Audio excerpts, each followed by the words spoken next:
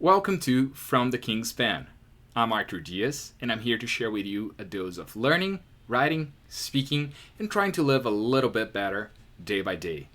My guest today is Dakota, known on Twitter as Wrongs to Write, and as his handle indicates, he is indeed a writer. He focuses on copywriting, ghostwriting, and web design for his clients. Dakota had a rough childhood, growing up lower class in Canada with some very severe family issues, with his dad leaving the home and the family due to a drug addiction. As a result, Dakota grew up fatherless and faced the challenges that it brings along with it. However, he had an amazing journey through life, including a trip through Asia and some amazing experiences, which culminated with him going to college for English and psychology and eventually dropping out to pursue online business, his career as a writer and web designer. Now he's here to share that story with us, share inspiring moments, share how he grew up, how he faced those challenges through his childhood, teenage years, and as a young adult. However, there's an issue.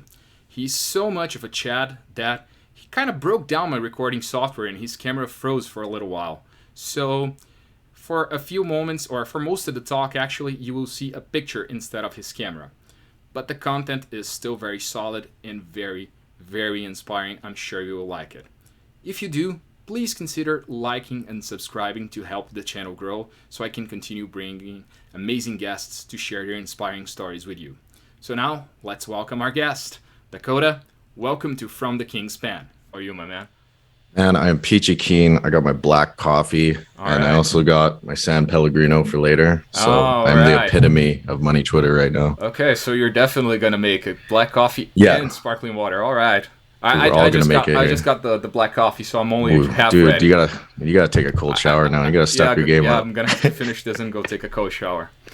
So man, I'm gonna jump right in here to your story because even if I remember correctly, one of your first huge tweets after becoming a personal account, because you started as an unknown account. For people who don't know, Dakota was once just a floating hand, not the beautiful Chad that he is right now. But one of the big things that you had was a story about how you grew up without a father and what that meant. So I relate to that. I also grew up without a father for different reasons, but how did you start finding role models? Who were your role models when you were growing up? Yeah, so I was placed in a lot of sports as a kid because my mom was always working, and my mom had a boyfriend, and he was kind of like my father figure, but not really. Like, it wasn't a good one. But yeah, I was placed in a lot of sports growing up because my mom was working, and that guy was a drug dealer, and he's dealing drugs all the time. And so it was a way to kind of keep me busy after school and stuff like that. So the first role models I had in a masculine sense were my jiu-jitsu coaches. A bunch of older guys and stuff like that. I was the youngest kid in the class because I was going to adult classes and all that too. Right. And yeah, it was just being around all those guys, and it was great because we're all learning this one craft together, and it's a discipline. It's not just like a bunch of boys hanging out. It's a bunch of disciplined people, and you're applying yourself. You're working your ass off. You're fighting sweaty dudes, getting hairy chests in your face, and yeah, that was the earliest, I'd say, role models for me. Cool. And then it transferred over to my football coaches because in high school, I obviously was participating in football. And that was probably the biggest impact on me was my main football coach, Pete McCall. He had a rough upbringing too, and I think he saw that in me, and he saw that I was, I was looking for that father figure, and he really took a shining to me. He was very, he was harder on me than some people, but it was the good kind of he expects more out of me than others, and he really drove home the points of showing up early, putting in time for your team, going the extra mile, shit like that. And I never wanted to disappoint that guy, so I would always like give it my all. I literally in grade 12, I would not leave the fucking field because I was on the defense. I was the MAC middle linebacker, and then on the offense, I was the running back, and I just never left the field, and I was totally okay with that because I loved that dude, and I would have fucking done anything for him because I don't know, he just really took a shining to me, and it was awesome to have that. Um, and then other masculine roles in my life, I'm trying to think. I can definitely relate to the sports coach thing because my father passed away when I was very young, like 4 or 5, and one of the biggest role models I had was my tennis coach, and for very similar reasons. He took a shining to me. He went harder with me than with anyone else. He would drive me to games if needed. He would want me to go with him to games to watch and learn and take notes and everything. So I can definitely relate to that. Yeah, it's beautiful, man. Like these men, they volunteer their time and they don't ask for anything in return, and it's an amazing thing that Yeah, they go out of their way to do stuff like that.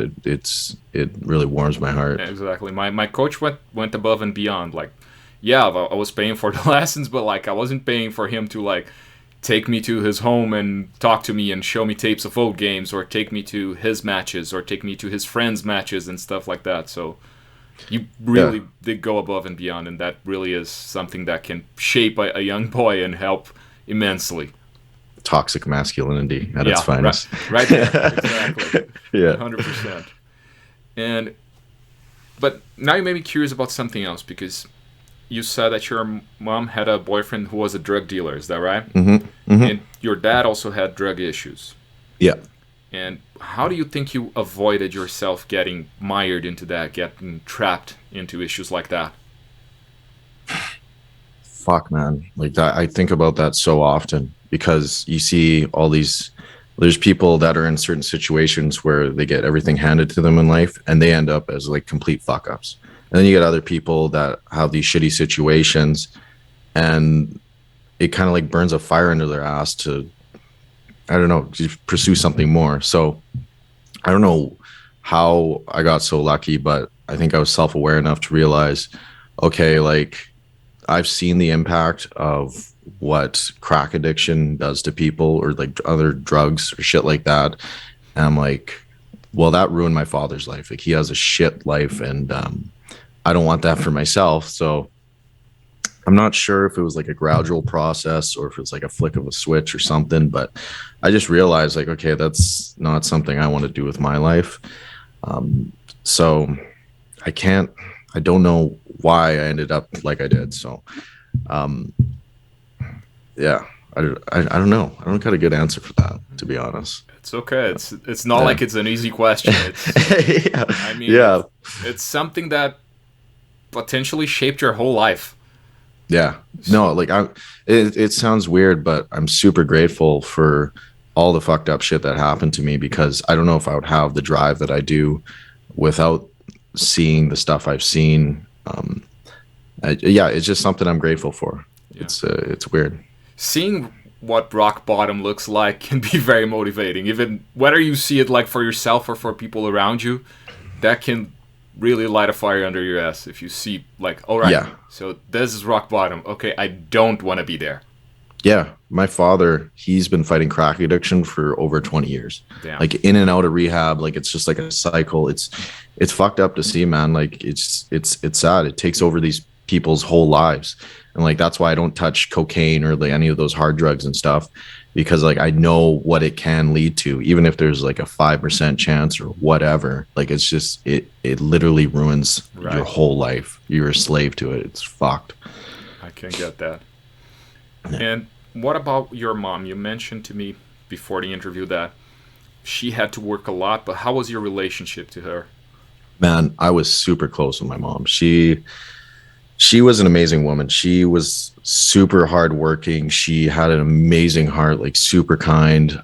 She was very loving to me as a kid, almost too much, because she didn't really get a lot of love from her boyfriends or stuff like that. So when she had me, she kind of used me to like get that love in a way. Like it sounds fucked, not like sexual or anything like that, obviously, but she really like looked to me to be uh, that source of love. And I was kind of like the same because I didn't have a father and my mom was always there. And Right. so I was definitely a big mom's boy, and I would always get, sometimes I'd cry as a kid if my mom wasn't around and stuff like that. So we were really close. But my mom she was very value driven. She always told me the importance of not cheating, stealing, lying, stuff like that.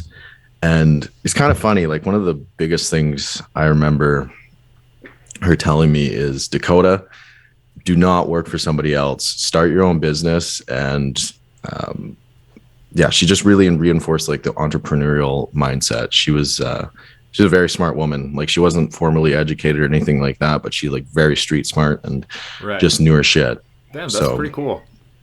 she was fucking awesome. Man. She was fucking crazy, like absolutely crazy, like in a fun way. Like she was Right. hilarious, man.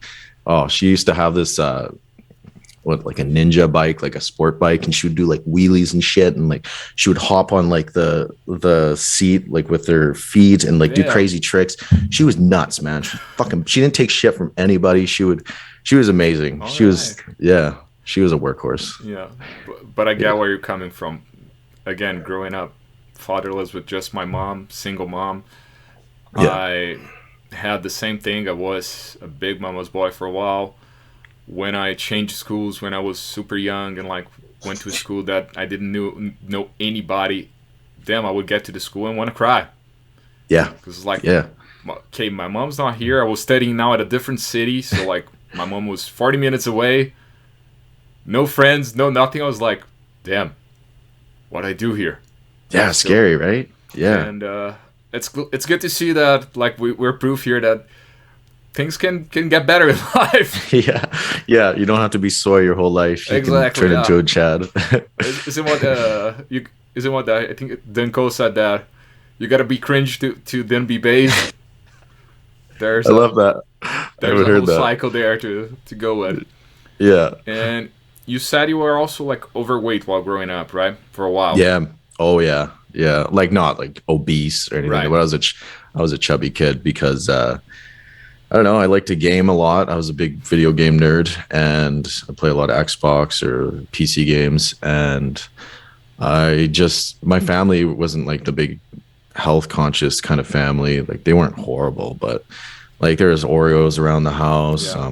just trash food and stuff like that. And like, well, when you're a kid and you have access to that, well, you're gonna eat it, Yeah. obviously. Like this shit tastes good, yeah, and all that. And but yeah, I grew up pretty chubby until like I was probably 14. But yeah, that was something that really I was insecure about because there was like multiple times where someone would point out my weight, or they would call me a chubby chunker. I remember I got called Damn. chubby chunker one time, and it's like, oh my god. That's gotta have Uh, stuck. oh yeah, man. Just you know how much of an asshole kids can be Yeah. growing up. Yeah. There was one point when in school where I was in like math class or something. I was in like the front, and there was like a pause from the teacher. I don't know, just one of those like natural pauses. And then I guess one of the kids in the back was like talking shit about me. He's like, Dakota, that fat kid or whatever, because he was talking about me. And I remember like everyone heard it. And it was like one of the most embarrassing fucking Damn. things, man. Like having that, just being known Right. as the fat kid. But yeah, that was something that really, really bothered me as a kid. And I remember, Then as yeah, a teen, it motivated you to. As a teen, you went ahead and started working out and losing weight, right? yeah, man. I remember, I don't know how it started, but I would go to the YMCA before school with my stepdad, All right. and we would go to the YMCA classes together, where it was like a boot camp where there'd be one guy and there'd be a bunch of these TRX machines, and they're like ropes for people that don't know, pretty much ropes with handles. And yeah, we'd wake up at like 5 a.m., go there, and do those classes, and I would work my fucking ass off in those classes. There's a lot of times where I would work out until I threw up. Like I would have to run to the bathroom because I was working out so hard. And yeah, I did that for a few months. And I remember seeing my first changes in my body, and I couldn't believe it, man. I was like, holy shit, like you can put in all this work, and if it's done right, you can actually see some kind of tangible result. And once I saw that, I was mind blown, and I just got super addicted to fitness after that. So that was around the age of 13, I would say. Okay. And yeah, I really started losing weight. And by grade 9, I got pretty skinny. Well, not super skinny, but I got skinny, fat kind of. Right. And yeah, I noticed people started treating me way different. Like once I changed myself physically, and it was a good feeling. It was, a lot of it was like validation and stuff, but I didn't care. When you feel good about yourself, like it just translates to everything, like It your really your does. mood, yeah, your mood, your mental state, just your confidence. It's one of the most powerful things I learned. It is the most powerful thing I learned growing up, just the power of taking care of your body. And for people who might not have experienced that yet, that sensation comes at whatever age, because I only started taking care of myself in that aspect like when I turned 30. I took a lot longer than you. You were a lot smarter than I was with that. But man, like those first 3-4 months when you start seeing results, like direct observable results, and like it, it's hard to describe Yeah, because I like want to do I want to do that for people. Like right now I'm doing the writing stuff right. and all that stuff, but I'm going to get into coaching probably next year or something, and I'm going to help people transform their bodies, because it is the most powerful thing someone can go through. It is so empowering, and it's just amazing to see the impact it has. And I want to help people get there. Yeah, I And think I think it, empowering is the right word. You feel like you can do anything. yeah, yeah, absolutely. Yeah, and you translate that lesson to, that's what I've done with writing, like having a consistent schedule, Yeah. and just like knowing that you're going to be shit at first, but then there's I'm still shit, but knowing that there's going to be that exponential Yeah. takeoff. And yeah, there's definitely some philosophy to lifting heavy shit and Yeah, putting it because back if down. there's anything that's gonna humble you is learning to lift. Because Hmm. from time to time you're gonna hit a plateau. From time to time you're gonna try something that you're gonna fail hard at, Yeah. and it keeps you on your toes, and it keeps you like, okay, I want to go harder. I want to try harder. I want to do more. Yeah, and you reach a point where you're going hard as fuck, but you're only making like minimal gains. But Yeah. like those minimal gains, like it means so much to you. Yeah. And same with like writing, or maybe sales or web design or stuff like that. Like just like you just put in all this work to get that little minuscule amount of improvement, and it's amazing. I don't know, it's Besides special. the thing with consistency, what it shows in the gym, in lifting, and in all areas of life, is that from time to time the opposite also happens. You have the gradually then suddenly kind of effect. Hmm. Like you will plateau for a while and you have little gains, then all of a sudden you hit a stride where you start lifting harder, lifting heavier all of a sudden. And same thing with, as you said, with sales or with writing. You're like facing block after block after block and stumbling, but you keep at it. Then at a point, you get a bunch of wins in a row, and Hmm. man, that changes your life. Then you get that big dick energy, and yeah, Exactly. it's all that momentum from there. Exactly. Yeah. And you said you got some validation and some things that were making you feel good after starting getting into shape. But did you still feel like awkward or anxious, or did that go away right away, or did you still Oh yeah, have some left yeah, over from like I was the chubby kid once? Because I know that's something I still yeah, struggle with sometimes. yeah, yeah, yeah. So growing up fat, I was also very anxious, because I don't know, when people are calling you fat and stuff, you kind of feel like shit. So I had a lot of social anxiety. I was very shy. But yeah, I started losing my weight grade 9, grade 10. I go into high school, and I start adding some muscle because I started weight training in grade 9 too.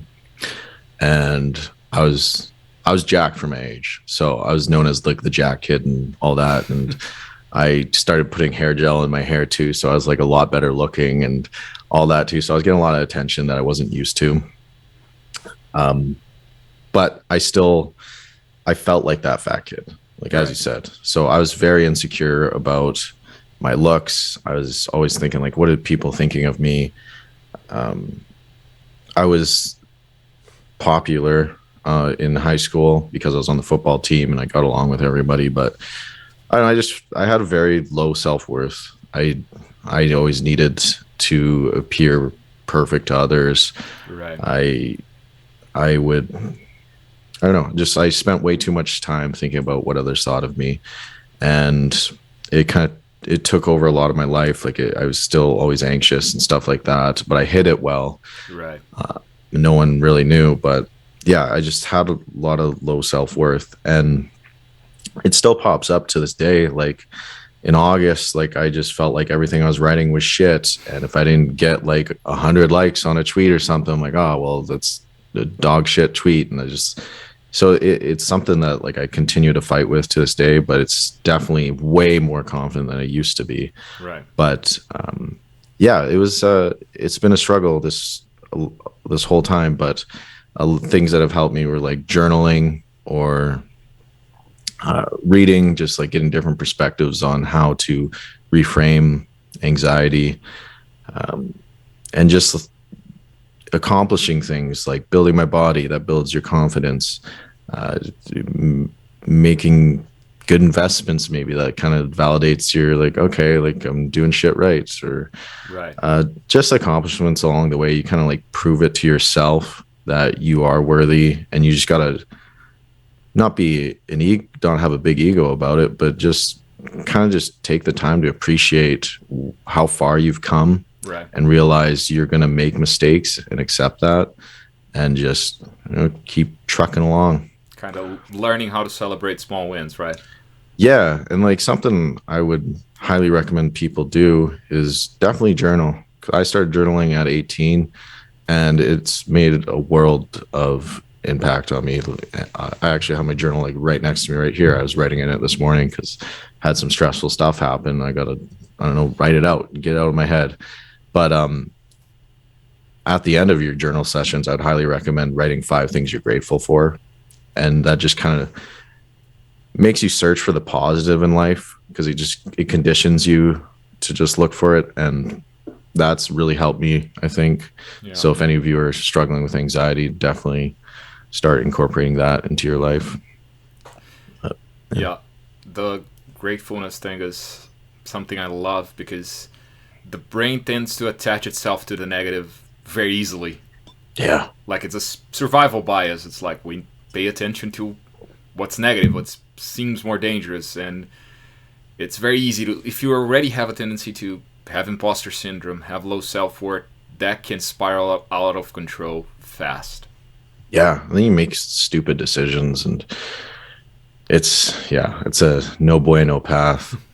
And like one thing I want to touch on too, is kind of like a side note, because of that anxiety and stuff like that, low self-worth, I was, and my newfound like looks or whatever, because I got jacked and shit, I would seek validation uh, by trying to fuck women. Like not in high school, because like I had a girlfriend for the first 2 years of high school, but definitely like grade 12 and stuff. Like I would try to like get laid a lot, and um, it was because I didn't validate myself, so I needed it from another woman and shit like that, because I didn't get any attention in middle school from the girls and stuff like that. Like they were making fun of me. So it was kind of like a way like to prove it to myself, like, okay, I can get these women and all that stuff. But Right. and that's something like I noticed with like a lot of men, younger guys, is they're seeking validation from women, and they like make it their whole lives, and they kind of put off more important things to go get laid. And like there's nothing wrong getting laid, but like if you're doing it just to like get validated, well, you need to, reevaluate your life a little bit. Because a lot of people, they'll keep score like, oh, I fucked like 20 women in this past year and stuff like that. And it's like, okay, cool. Um, and that was something I struggled with a lot.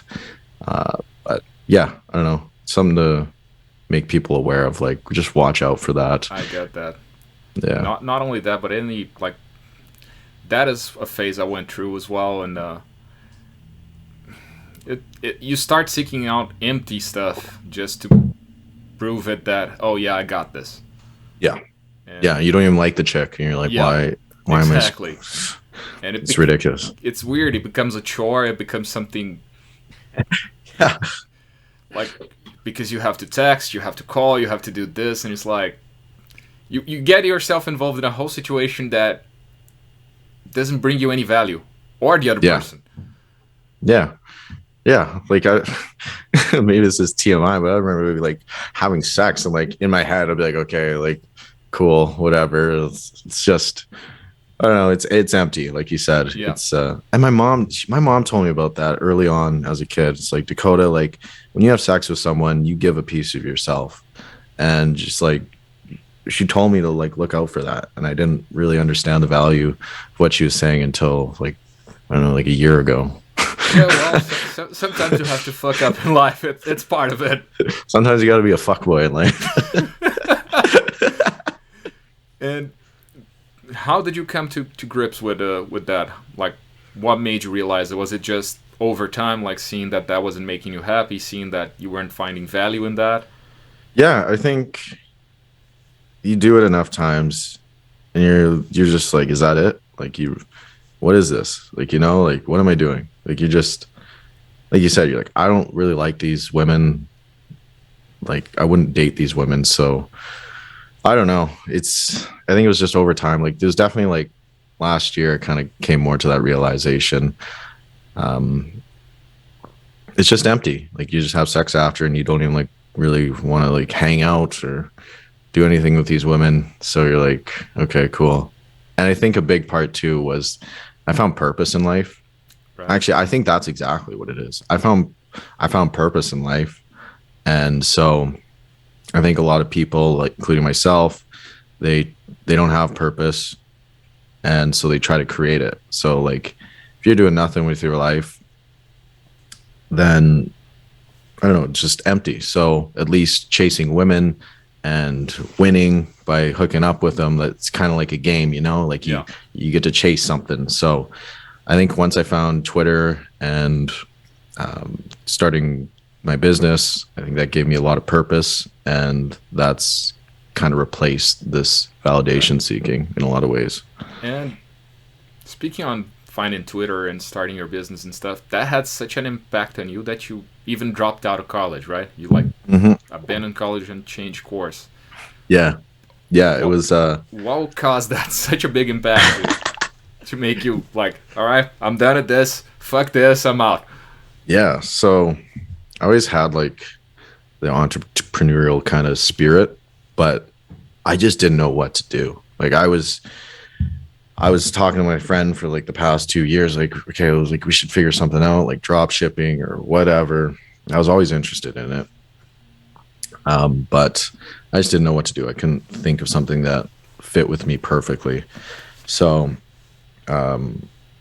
backstory to Twitter, I was invested in crypto in 2018, pretty heavily invested. And the place where I got my news was on Twitter. So it was probably 2020. Yeah, 2020. I was on Twitter and I came across Life Math Money. He was promoting his guide or something. I looked at it. I'm like, oh, this is kind of interesting. I read through it, like the landing page or whatever it was. I was like, yeah, fuck it. I'll like make an anon account and try this out. Like kind of phrase it in a way that made it appealing. So I bought it for $40. Read through the guide. I'm like, oh, this is kind of applicable. And yeah, so I started posting on Twitter in September of 2020, and it was just like dog shit, like just I don't know, platitudes and like just dumb shit, rephrasing the tweets under people's original tweets. stuff like that. You were a reply guy, basically. Yeah, pretty much. And during that time, I was going to college to become a high school teacher. My football coach was a high school teacher, Right. as well as a football coach, and that was a big influence on me. So yeah, I was going to my second year of college to become English and psychology teacher because I love psychology. English is just something I'm good at or more decent at. Um, and yeah, so I was going to school for that, and at the time, and I was posting on Twitter for a while there, and yeah, I just learned a lot during that time while I was posting on Twitter because I was following people like Dan Coe, David Mendez, Joey, stuff like that. And I was also going to school, and the stuff I was learning in school was ridiculous. Like, I won't get into it too much, but there's a lot of that PC bullshit, and just useless stuff. Like, you're not going to use. Like, Yeah. I had to take classes that weren't even related to English or psych. I'm like, well, this is stupid. Why am I doing this? Like, just to jump through hoops. So yeah, I posted on Twitter for probably like 3 months from September to December, and I only grew to like 750 followers during that time. And I mean, it was decent progress, but I was like, how the fuck are like some of these accounts growing like crazy? I just didn't understand it. And I don't know, the more I looked into it, I'm like, okay, these guys kind of got like a niche going on. They're posting like valuable content. I was just posting my thoughts and thinking like I was hot shit. Like, oh, why wouldn't people follow me and stuff like that? Uh, but yeah, I came across Art of Purpose's guide.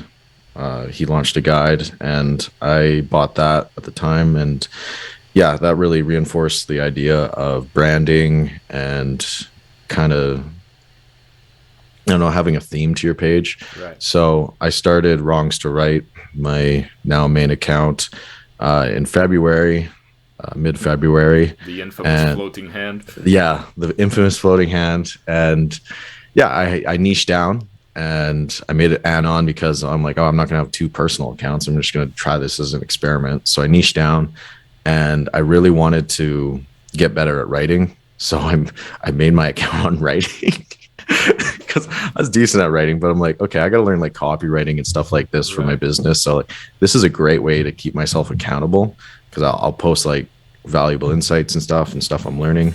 So I started doing that. In 3 days, I got 100 followers. I was like, holy shit. Like, this is crazy, man. Like, just niching down how much of an impact it has. I was also commenting a lot more, but having the niche down account definitely helped. And yeah, so I just kept with that. And at a point, like maybe like 2 weeks in, I'm like, screw this old account, like screw my personal account. I'm going full floating hand here. And yeah, so I did that and grew it to 10K in 7 months and learned a shit ton along the way.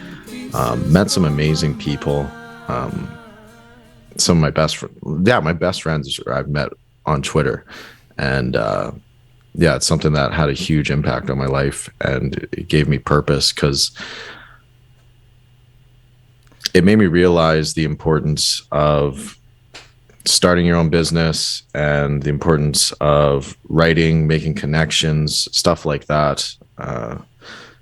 And yeah, it's just something that shaped my whole life. And it got to a point, I think it was in December. I was like, fuck this. I'm not going for my second semester. I dropped out of school because yeah, I was learning more on Twitter than I was in school. And yeah, that's kind of that in a nutshell. That's pretty cool. I can relate because Twitter has been great in terms of making connections and meeting amazing people faster than I ever did before. Like Mm-hmm. every week being in a call with someone, every week learning something from someone. And I think it goes to show that like social media is what you make of it, particularly Twitter. Yeah. Like a lot of people say Twitter is a cesspool of hate and negative emotions, and it can be if you just like get in there and scroll mindlessly. But if you like look for content, if you look for knowledge, what you can find there for free is like insane. It is. It absolutely is. It's mind blowing, man. Yeah, I try to explain it to other people like outside of Twitter, and they just don't get it. yeah, Like no, you don't understand. Like there's these like statue accounts and like and floating hands, but it's like it's super cool, man. You learn so much. yeah, And like and I'd like to add to your point, like you can craft your own experience on Twitter. If you don't like someone, you can mute them. If you don't, someone's talking shit, just block them. Like it's Mute you're and totally block in are control. your best friends on Twitter. Dude, I just started doing that a few months ago. It's so gratifying. Like I just don't even argue. I'm like, yeah, I'm just gonna block you. You're a cunt. But yeah, It makes life a lot easier. It's a great quality of life improvement on Twitter. yeah, it is. It's cool too because it's kind of like affirmations. Like you're reading these tweets every day, and it just like burns into your subconscious. Like there's some shit you don't want to burn your subconscious, but there's other stuff like drink water and meditate, journal, stuff like that. I started drinking San Pellegrino because of money Twitter and sparkling water. Just shit like that. It's All just it's right. pretty cool. All Yeah. right.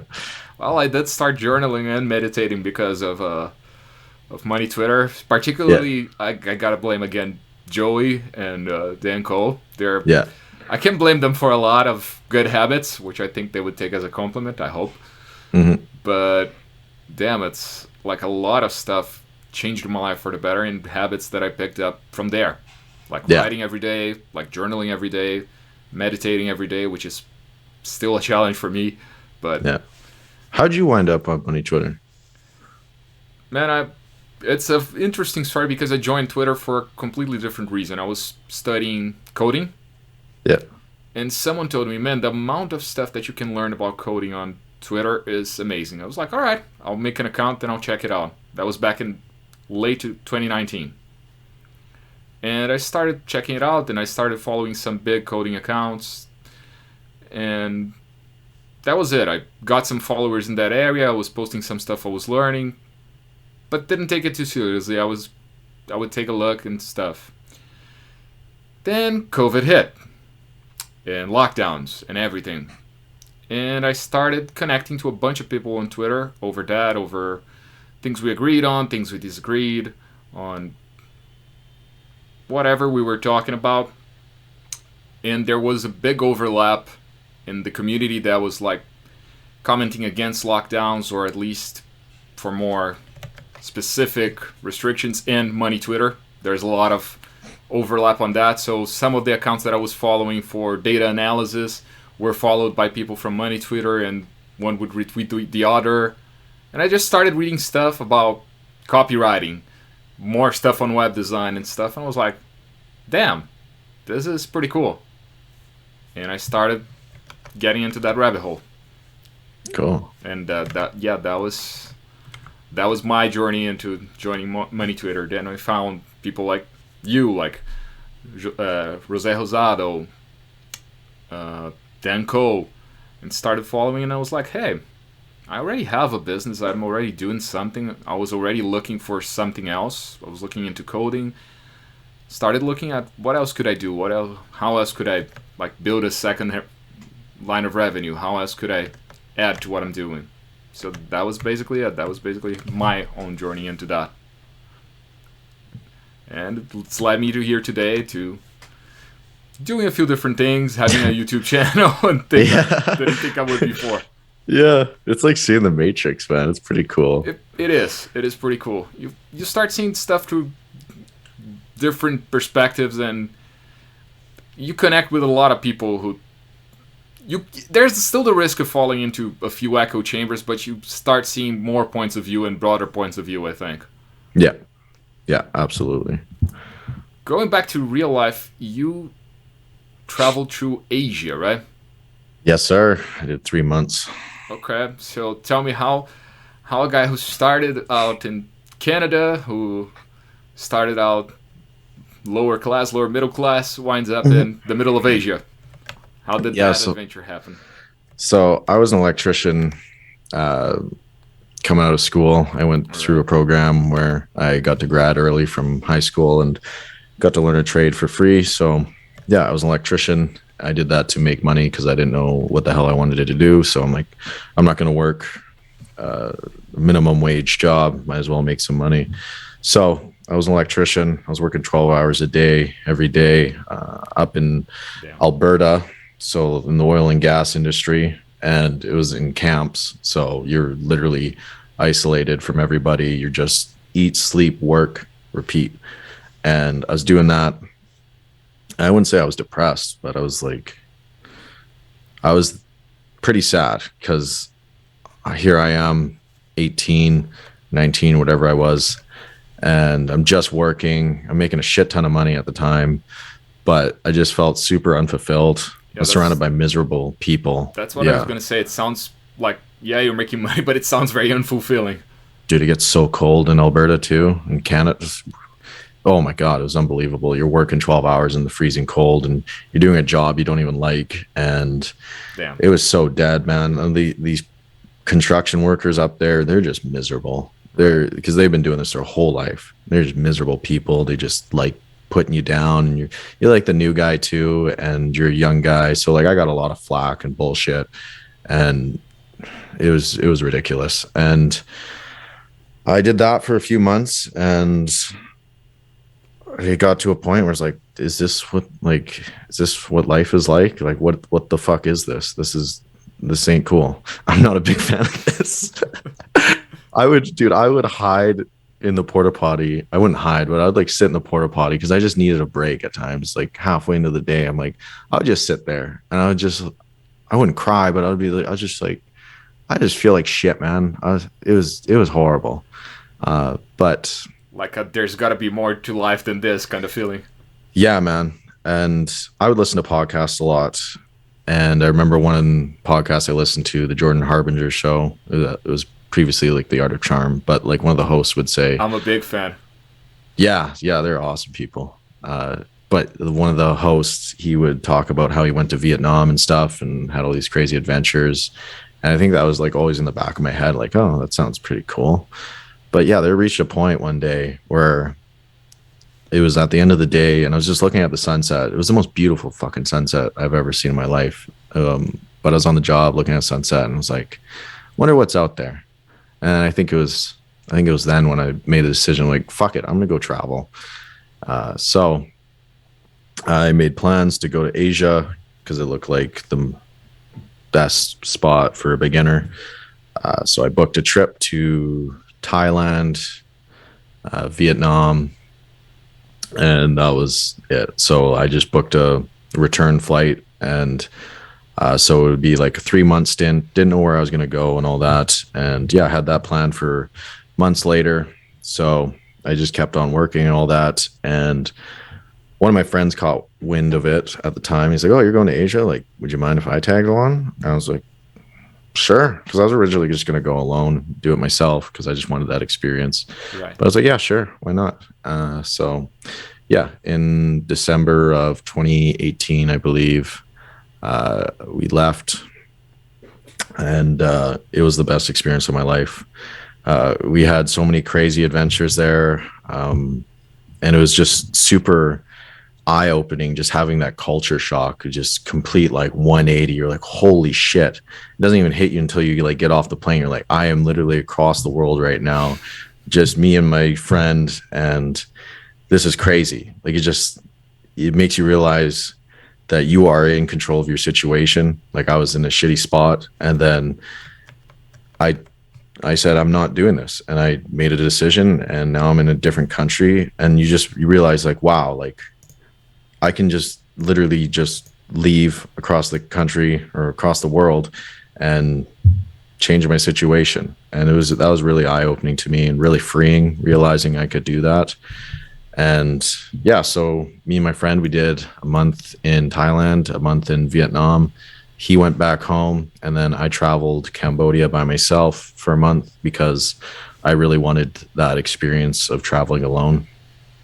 Cool. And getting uncomfortable. And yeah, so I did 3 months total in Asia. Cool. And why Cambodia? Any specific reason you chose that? Or? Yes, there was one reason why I did Cambodia. Okay. That was because I heard along the way on our travels in Thailand that you can shoot a rocket launcher in Cambodia. And I was like, yes, I want to fucking do that. Like, where can you shoot a fucking rocket launcher, man? So I based my whole trip in Cambodia off this rocket launcher. And There are worse things to base a trip on, so. exactly. I mean, Cambodia isn't the best place to travel because it's just super underdeveloped and it's just Right. not much fun stuff to do. But I still had good experiences there. Well, you shot a fucking rocket launcher. I shot a fucking rocket launcher, dude. It was crazy. And I shot an M60 machine gun and a barrel of gasoline. It was pretty Damn. cool. Yeah, Like, it was like, expensive as shit, but it was worth it. but that sounds like Call of Duty shit. Yeah, it's full Chad mode, man. It was hilarious. How did that make you feel? Like, how, in the experience, what was going on Dude, in your head, like, while you were doing it? it was so sketchy because Uh, I was I went to this military compound alone because I got to when I got in Cambodia, okay. I checked in the hostel and the guy, without being prompted, he's like, "You want to shoot a rocket launcher?" And I was like, "Yeah, I want to shoot a fucking rocket launcher. That's why I came here." He's like, "Okay, I'll call my friends and all that." So I get in this car with these bunch of Cambodians, and they Right. were driving for like 45 minutes in like butt fuck nowhere, and then we eventually reached this like military compound, and it's getting kind of sketchy because there's like dudes with guns everywhere and shit. I'm like, what the fuck? Am I gonna get mugged or something? Because I have like $500 in my fanny pack or whatever. I'm like, oh god, I'm here alone, and but no, it turned out chill. They're very nice. They're hilarious. Just fucking around. They're like, oh, look at this stupid white kid who wants to shoot a rocket launcher. What an idiot, probably, but whatever. I shot it, and yeah, it was pretty. My adrenaline was going. Like when I shot that rocket launcher, I was like, holy shit, it was crazy. It was intense. Yeah, it was cool. That's pretty cool. Yeah, I mean, the most I've shot is like shotguns and stuff like that. So, and that's yeah, already a lot of fun. So, yeah. but yeah, would you recommend people do that, or is like Cambodia too sketchy to go there just for that? I I wouldn't recommend traveling Cambodia. I Okay, mean, shooting a rocket launcher is cool, but it cost me like $500 to shoot that. And that's I mean, that's a harsh price tag. yeah, I mean, if you're already going to Cambodia, then Right. yeah, do it just to say you shot a rocket launcher, but don't base your entire trip off shooting a rocket launcher. There's better places to go. Sure. Definitely. All right. Yeah. And damn, rocket launcher is that you're gonna milk that story for the rest of your life. Oh aren't you? yeah, absolutely. My goal is just be one of the most interesting people you meet. Like Okay. George Cisneros. I was Like gonna say you're I going want to to be be the like next that, George dude. Cisneros, then, huh? Dude, that guy has some crazy stories. He But does. yeah, like the way I think about it, I was thinking about it last night on a walk. Like you are literally gonna die one day. And Yep. it's super cliche to say, but when you think about it, like I guess that's saying like so much. But when you think about it, it's just crazy to think there's just blackness, or maybe not, whatever you believe in, but this existence, it's gonna be gone one day. Right. Everything's gonna be gone. So might as well just do as much crazy shit or adventurous stuff that you can and just live your life to the fullest, because living my life with regret is my biggest fear. Just being on your deathbed and saying, I wish I did this, I wish I did that. That is fucking terrifying to me. So that's like a big philosophy I have. Just do everything. Well, not everything, but do as much as you can that you want and live a good life, help people along the way, but just live your fucking life. Like don't be one of those people that says, I wish I did that. I wish I went there. You worked a job you hated, where you're too scared to ask that girl out, stuff like that. Like, man, just get some balls and live your life, because Yeah. you're going to die one day. And it's super gratifying to keep that in the front of your head that you're going to die one Yeah. day. It puts everything into perspective. It really does. It makes everything else seem small in comparison. It's like, Absolutely. Yes. yeah, I'm gonna Uh, die. So yeah. what the fuck? Whatever. What if she says no, she's gonna say no? Fuck it. Yeah. Yeah. What if Exactly. she says yes? Exactly. That's something I had to train myself with being socially anxious and stuff. I'd always like go to like, what if this happens, or what if that, what if it goes wrong? And that's something I still work on, but just reframing it like, but what if it doesn't? What Yeah, if but it I'm, fucking works out? I'm betting you're a good writer, you're good with English, and you're a creative person. That can become a trap, that what if, because you Oh can yeah. very easily spin out into a million like scenarios, one worse than the other, and Yeah. but you gotta realize like that is even a good exercise for me. Like, think of the worst scenario that you can, and then realize how ridiculous it is. Mm-hmm. And like, Yeah. okay, but think then of the best scenario and realize how that is not that ridiculous at all, and much more likely that the best scenario will happen and not the worst. So you're like, oh damn, My that best experiences in life were a result of me saying fuck it. Like there was the scariest decisions I've made, like traveling or asking a girl out, like cold approaching, uh, shit like that. And it was always like you get this big anxiety because like, oh my god, what do I do? Or like, what if it doesn't turn out? And you just accept it. And you're like, fuck it. Like, let's see what happens. Like, I'll survive. It's fine. And my best decisions I ever made were those kinds of decisions. did your interest in psychology come from like asking yourself these sort of questions and thinking about this, or how did it come It about? it came from again my insecurity of being fat because I initially started out with like reading body language books and stuff like that, Cool. just to like help me portray myself as more confident. Fake it till you Eh, make it. exactly. And I would read books on that, and I'd also read books on psychology because they were definitely like parallel. So a lot of my achievements or success in life is stems from trying to make up for insecurity and trying to become confident, and it just led to a lot of different paths in life. And it's just super interesting, like psychology, like how Yeah. the mind works, and it's just applicable to yourself and everyone around you. I think it's the most important thing you can read about.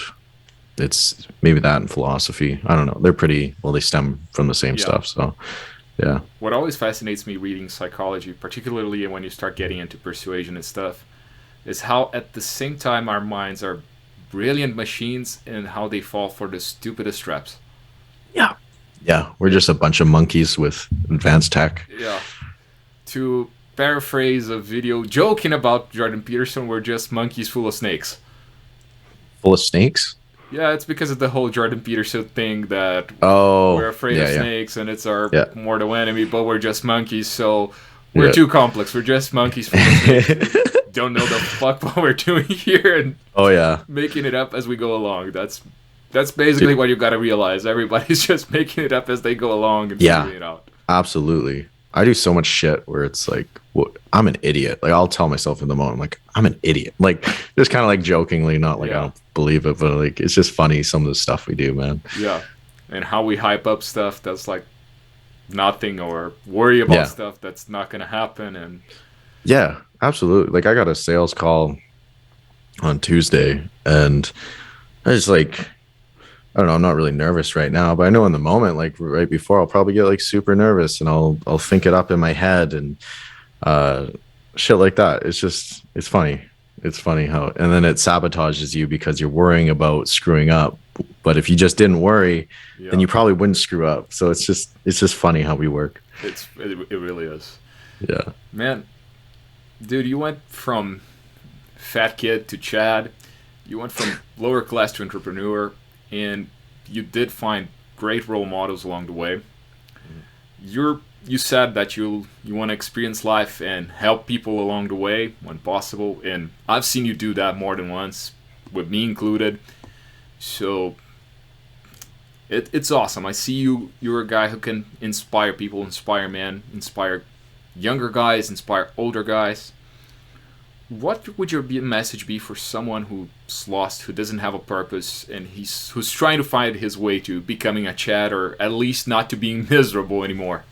What would your message be to someone who was in a situation like you, like at the porta potty, thinking there's got to be more to life than this? Yeah. I would say workout. Absolutely. Like that's probably number one. Definitely work out. Uh, read. these are just like super basic, but it's basic because it works. Read stuff that you're interested in. I would highly recommend psychology.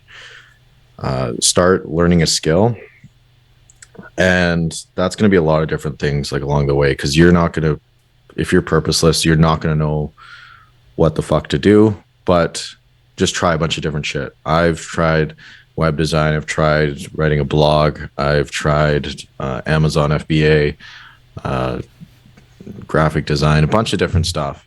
But eventually you'll hit stuff that you vibe with. So it might be some things with web design you like, but not everything. And you'll learn from that. You're like, okay, so I kind of like this stuff. And then you'll learn like copywriting and stuff. You're like, okay, I like this, but like not completely. And so you'll just like, over time, you'll like narrow your focus down and start learning more about yourself, what you like, the lifestyle you want to live. So definitely work out, learn a skill, read books, journal. I'd highly recommend journal. Even if it doesn't even have to be like pages every day, just literally write 2 sentences. Just form the habit of journaling and analyzing your thoughts, because that's really all journaling is. You're just thinking. You're not getting input from social media or input from any external source. You're literally analyzing your mind and thinking for yourself.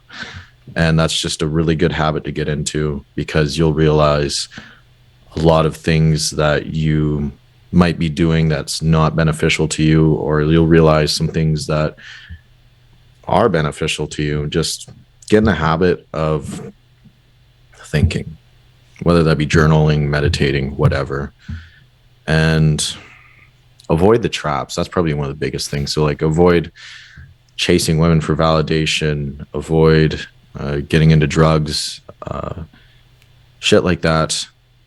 And then my final thing would be surround yourself with who you want to be in life. So if you got shitty friends that are losers, drop them. Like, you're better off alone than being surrounded by people that are negative or toxic, because you're going to adopt that mentality. You're going to adopt their mannerisms, stuff like that. So it's scary, but put yourself out there and try to make friends with people that are a step ahead, 2 steps ahead, and on the path of like where they on a path of growth, and just be very conscious of what you consume, whether that be books or TV, whatever. Yeah. Yeah. Those last two are big one, because man, if you don't control what you're putting into your mind, it's very hard to control what you're getting out of it. Mm-hmm. And it's like your nutritional diet. Like exactly, yeah, you need the fuel. Like same thing as we have it, calories in, calories out. You have garbage in, garbage out with your brain. If you're not bringing in stuff that's positive, that's good for you, that's helping you grow, it's gonna be hard. It's like trying to work out without eating well, without eating right, and it's the same thing. You're trying to demand something from your body that your body is not prepared to do. Yeah, you can't turn into a Chad without that kind of stuff. There you go. Well, now it's time to ask you for your plug. What are your services? Where can people find you? Where can they follow you?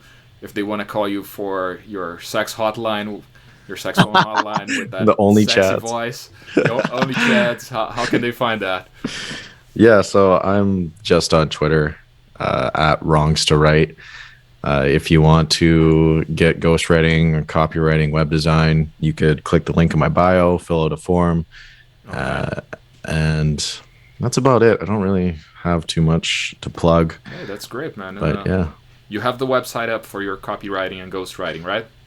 Yes, sir. Yeah, it's all live and stuff. I'll link both to your Twitter and to your website on the description of this video, so you guys can check out what he's doing. Dakota has got some amazing results already for his current clients. You can check that out. The dude knows what he's doing, so yeah, a little bit. If you need someone to help you with your social media presence or in building a better website, a better converting website, I can safely recommend him. The guy knows his shit. Thank you, sir. And thank you very much for being here. Thank you for dedicating your time here. I really hope, I just want people to be inspired by seeing people who grew, who got their lives in better shape, whatever the situation was. So thank you very much for sharing your story with us today. Yeah, I appreciate you having me on. You asked some thoughtful questions, and yeah, I love what you're doing with this podcast. Like, you're diving deep into people's lives, and I think it's important for others to see the transformations people make. And it's super powerful what you're doing because there's not many people going deep into stuff. So appreciate you too. Thanks, man. Thanks. It's Yeah. good to hear. So, and this was it for today, and I'll see you next time with more doses of learning, writing, speaking, and living a little bit better from the King's Band. Sitting in the highest tower on a castle made of sand, watching the pieces all fall down. I don't own a throne, no, I don't even own a crown. I just sit and I watch it all fall down.